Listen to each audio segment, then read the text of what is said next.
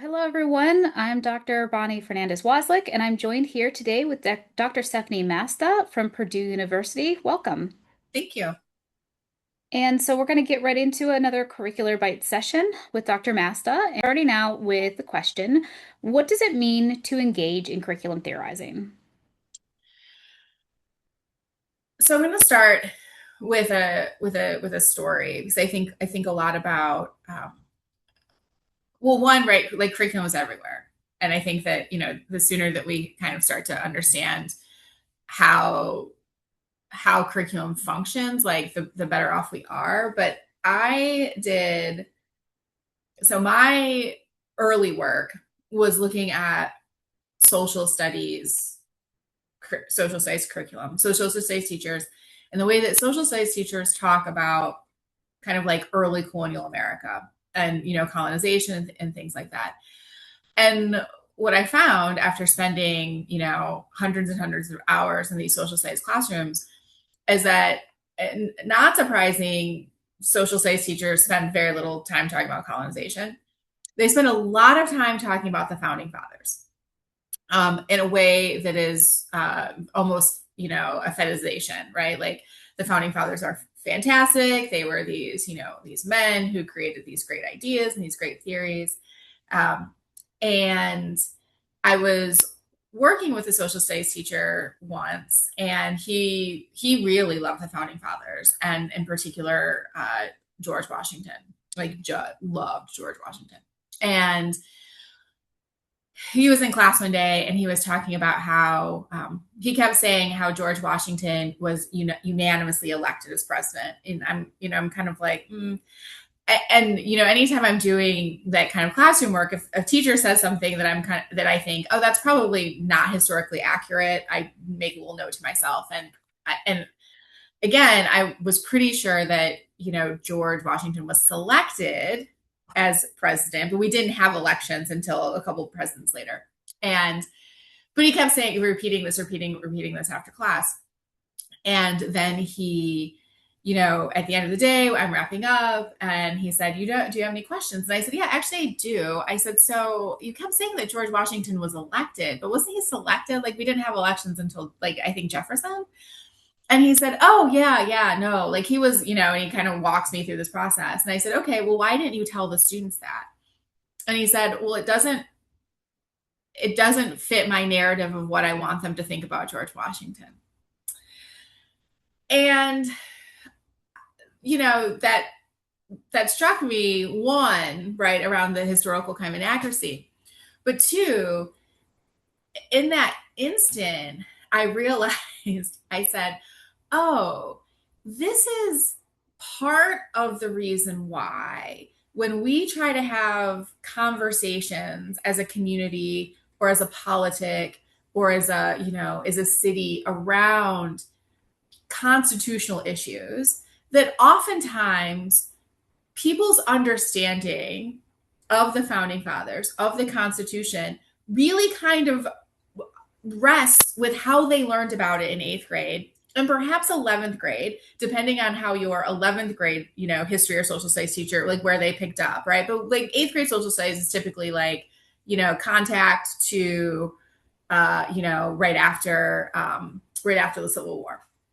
And I use that example in my curriculum when I teach curriculum theory. I use that example of how what we think as when we think of curriculum as a subject that we teach or something that we learn, that we fail to recognize how significant and important it is, because we take those curriculum lessons with us when we go out into the public. So when people talk about the founding fathers, right, they are often harkening back to how their social studies teachers thought about the founding fathers, right? Very rarely, as like an adult, do you pick up the Federalist Papers, or do you pick up any of the other like primary source documents in which we can kind of track how the founding fathers taught or thought. And so you have, I mean, Instagram is great for this. You see, politician after politician citing the founding father, right? And then you go back, I'm like, oh, but that's a very eighth grade way of thinking about this, thinking about these men and thinking about the way that they contributed to society. And so when I think about curriculum theorizing, it helps us understand the who, the what, and the where, and why it's important for certain narratives to kind of be carried forward, and why these narratives carry forward. And so I think that the field, like in the field, we do ourselves a disservice if we think that, oh, the only curriculum that exists is the curriculum within the classroom. And we know this, right? We know that like everything in some way is curriculum, and we're learning, we learn outside, right? That's what public pedagogy is. But I think sometimes we stop at recognizing like the long term influence of the curriculum that we learn from, particularly in K through 12, and how that leads to, a group of people thinking that we can never question the Second Amendment, but it's perfectly fine for us to question the Fourth, right? Thank you. So can you talk a little bit about why you feel the field is still relevant, right?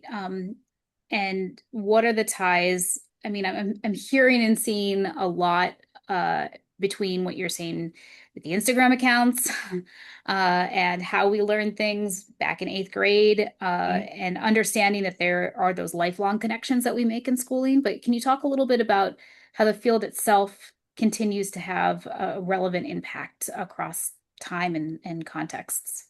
Yeah. I mean, I think that without a field like curriculum studies, it it would be hard to track what we see happening. I mean, now, I mean, in the past 10 years at the K through 12 level, but now we're obviously seeing it at the higher education level, which is how powerful curriculum is. And because it's so powerful, this is why people are trying to limit access to that particular material. And curriculum studies helps us understand why, right? Because if you think about, the early ways we thought about learning and how those thoughts about learning have evolved and our understanding of curriculum and how that's evolved, then it makes a lot of sense why groups like Moms for Liberty, or why, higher education, or like certain state, politicians want to limit access to certain material in higher education. And without, and those folks are arguing from a perspective of like, well, we just think that this material isn't appropriate, or we just think that this is, unnecessary. And I mean, age inappropriateness is kind of like what comes up quite a bit. But curriculum studies helps us understand that it's not about age appropriateness. It's about the power that curriculum has. And when you expose people to a wide variety of ideas through the curriculum, sometimes they accept those ideas, and sometimes they want those ideas moving forward. And so if you are somebody who is threatened by ideas, then you want to limit access to ideas as much as possible.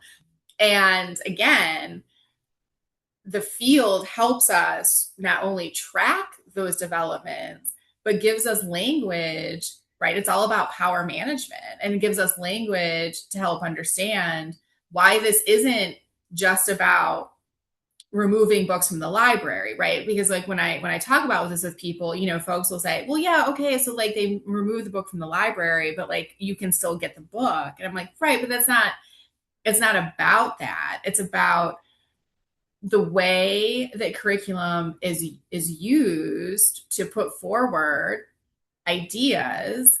And if you don't want those ideas to move forward, then you have to limit the curriculum, and that sends a message, right? And that then creates, spaces for teachers to, and even professors to say, well, I don't want to ruffle any feathers, so I'm gonna change the curriculum in a way. And I'm like, and so but curriculum theory and curriculum studies helps us understand, why that happens.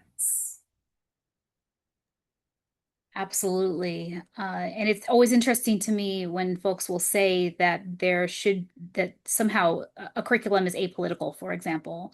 or if we decide not to engage in a critique about power and what that means for ideas and the dissemination of ideas, which is such a curriculum studies like, central question that we ask. Right. Um, Right. and so I want to ask you about your work, Yeah. which has always been something that I've enjoyed engaging with. And Thanks. if you could talk a little bit about how do you define your scholarly contributions to the field? What are they? How have you come to them? Those kinds of things. Yeah. I mean, so I think that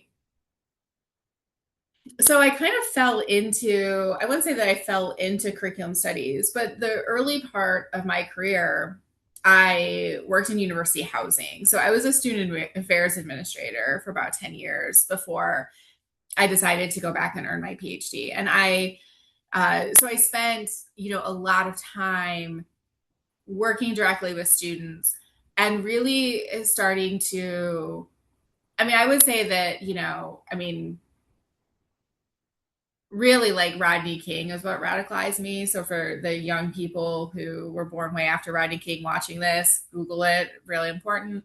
But basically, right, like our first, true, video of police brutality. And so so I always had a very healthy distrust of institutions and organizations, right? I also, you know, grew up, um, you know, with a very keen sense of, boarding school history and how my own relatives are in boarding school, right? So like, I think that there was, I would, so when I was working with students as an administrator, I never believed in the benevolent institution.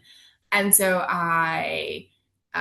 so I carried that with me when I decided to get my PhD, which was in, multicultural and international curriculum studies. And so I think that, when I think about my scholarly contributions, which, full disclosure, feels a little bit strange. I'm like, oh yes, I guess I do contribute. I think that one, love curriculum studies. Sometimes it's still a little too white, a little too male. um, You will get you no know, argument here. right? So I think, and I think that that's an interesting, a couple of years ago at Bergamo, I talked about the Museum of Curriculum Studies and how sometimes I think that we should maybe put some theorists in the museum where we go and look at them from time to time, but we don't live with them in our day to day. And I felt like that was my polite way of saying, there are other people who are doing important work, and uh, not that these other white male scholars haven't done important work, but it's important maybe to kind of like step aside. And also recognizing that, the reason why their work is considered so important is because it was published at a time in which other people couldn't really get published, right? So like, so I feel like one of my contributions is to really kind of keep pushing back against the whiteness. I most of my work is in curriculum studies is around Indigenous education, around settler colonialism. I think that that's still an area. I think that the field, and not only, I mean, this is not just curriculum studies, but this is a couple other places where I dabble in, have, I think often that when folks are uncomfortable, they want to move to action. And I see this a lot in movement work. And so I feel that oftentimes when scholars or when curriculum studies scholars are uncomfortable with the whiteness or the maleness, that what they tend to do is they tend to go towards like these spaces of decolonization, right? But they are not sitting with the discomfort of like the space. And so I feel like one of my contributions is pushing back on the way that decolonization has almost become like a form of DEI or a form of, right, like where it's like, oh, okay, we're going to decolonize this, but not really engaging deeply with like what that means. And so I feel like I'm still pushing in that space. Also, I think that I feel like I have a lot of collaboration in engineering education, which was an interesting move for me. And so I feel that, one of my contributions is to bring curriculum studies ideas into other disciplines, right? I mean, I don't think that, I think curriculum theorizing is important for all curriculum, right? I teach research methods courses, and it's very important to interrogate those classes. And even, and I bring this up with other methods professors, they're like, well, research is neutral. I'm like, no, no, no, teaching of research, nothing is neutral. And so I think that I bring that curriculum theorizing lens to spaces where folks have often thought that, that the curriculum is neutral. And, and as we know, it's not, right? I think that there's this myth that the only curriculum that is, not neutral are like the humanities and the social sciences, right? Like all the things that kind of push back on, issues of power, when in reality, like your statistics curriculum is political, your business curriculum is political, all of it's political. So I do that. And then I think my third, and I don't know if I consider this a scholarly contribution, but I consider it one of my most important contributions, which is the way that I support graduate students in being authentic in their own curriculum studies work. And, when I earned, promotion and tenure, and then when I earned my promotion to full, I told people my greatest accomplishment through all that was that never once did I compromise my own values in that space. And never once did I not write something for fear of, right? And I think that, not that I necessarily think that like graduate students and junior scholars need to take those kinds of risks if they don't want to, but I think it's important for them to see people doing that. And to truly support that they work that they want to do, particularly in curriculum studies, particularly when it comes like calling out, right? Like their own institutions or their own disciplines. And, I tell students all the time, if you want to do a project, like my answer is always going to be yes, we're going to figure out a way to do it. And, probably my biggest frustration with critical scholars in the field are when they talk about critical scholarship, but then when it comes time to supporting young scholars doing critical scholarship, all of a sudden it's like, well, the market or this. And those are certain, yes, those are certain considerations, but we also are the field. And so if you have curriculum studies scholars saying like, well, you want to be careful about doing that. Well, if we can't do it, then who can really? So I think that, for me, I mean, like as we were talking about earlier, like there's this new generation of scholars, and again, that feels weird to say, but like this new generation of scholars, they're getting they're just getting inundated with a lot of information and trying to figure out like how to like separate that out and what kinds of messages they're receiving. And and I think it's our job as folks who have been in the field for a time to really help mentor them, right? Because the current socio-political climate will change, right? Like it won't be like this forever. But our understanding of how to think critically about curriculum, right? That's foundational. And so helping graduate students see that, both intellectually, but then, practically. So, making sure like I'm bringing, all of my advisees to Bergamo this year, right? Like trying, like really kind of like walking the walk a little bit with them. Um, yeah, I think that yeah, because like at the end, right, when I'm like retired and hopefully they throw me this really lovely retirement reception, I want the contribution to be like the group of, like organizers, teachers, other faculty who are standing there and who are like, yeah, well, like I wouldn't be here if it weren't for, you know, Stephanie. Like Stephanie gave me permission, right? Not permission, but you know what I mean? Like Stephanie supported me in doing this. And so Yeah. And I honestly, I think that that is so very significant. I remember when I was starting my doctoral journey, I really thought that my research was going to be shaped around formative assessment. Not because I necessarily wanted to right. think about that, but because that's what I thought was expected of me in the field of education, right? And I think that I'm grateful to have had a chair that pushed me toward what I felt, what my heart wanted to think about, Mm-hmm. and what all the parts of me really were drawn to. I think if I didn't have that kind of guidance early on, I may have been a very different scholar. And so, I think it's amazing that you're providing those platforms for your Thank you. students to think on and with. So we have one question left today, which is forward thinking and wondering what it is that you hope for the field in terms of the future of the field. What might that be? Yeah, I mean, that's a great question. I mean, I think that certainly want, I mean, I think like I think one of the great things about curriculum studies, and this is what I talk to with students, is that how expansive it is, right? And I think that it's only going to continue to expand. So, historically started with like the actual curriculum, right? The material. And then we move to, looking at, like, for me in particular, like I look at teacher discourse, right? Because my argument's always like, yeah, the textbooks say a certain thing, but how the teachers talk about the material is actually really, really foundational.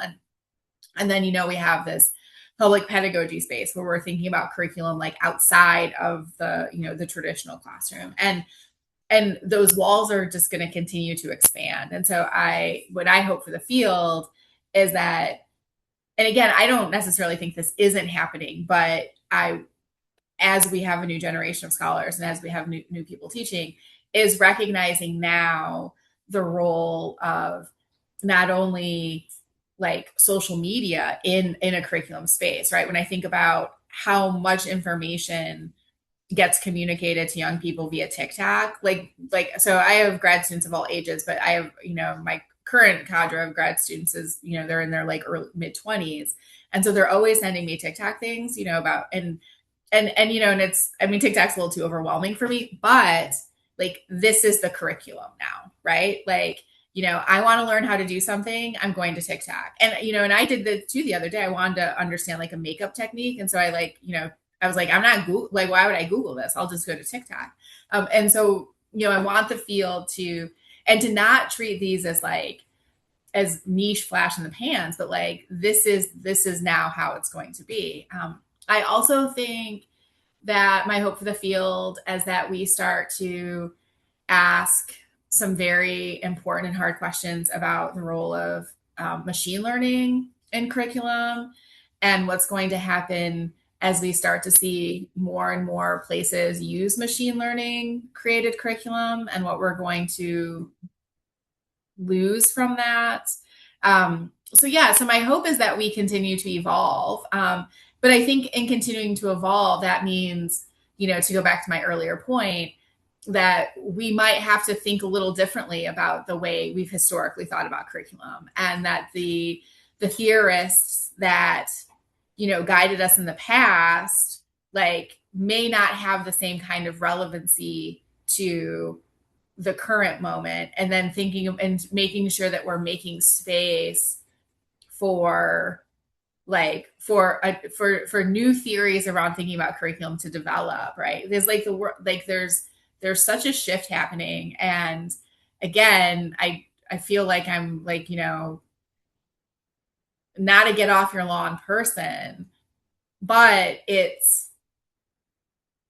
definitely recognize, probably for the first time, that I am of a generation of curriculum study scholars, and there's a new generation that's coming up. And my hope for the field is that there's less gatekeeping and that there's more opportunity for us to welcome in scholars who are doing incredible work.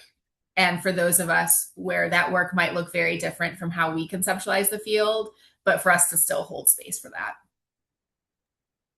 Thank you. And this is something I know I wrestle with quite a bit too. How do we understand that there is a foundation, right? That there are founding people who Mm-hmm. made this field possible for Yes. us?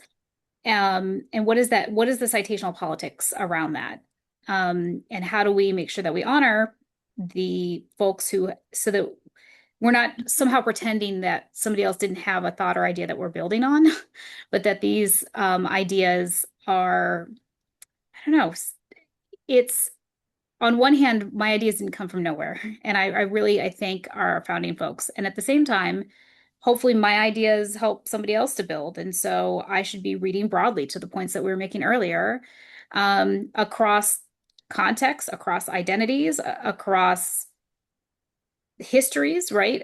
So that we build this beautiful thing together, which is what I think you're getting at there. Um, Yeah.